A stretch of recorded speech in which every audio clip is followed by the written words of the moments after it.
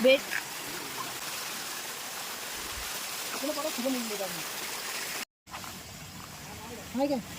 गेली आतमध्ये.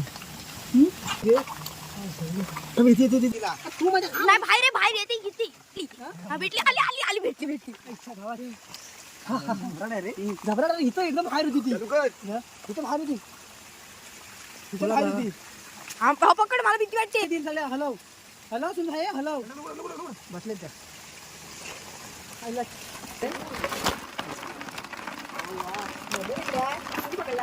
मी पकडले मी आधी घाबरता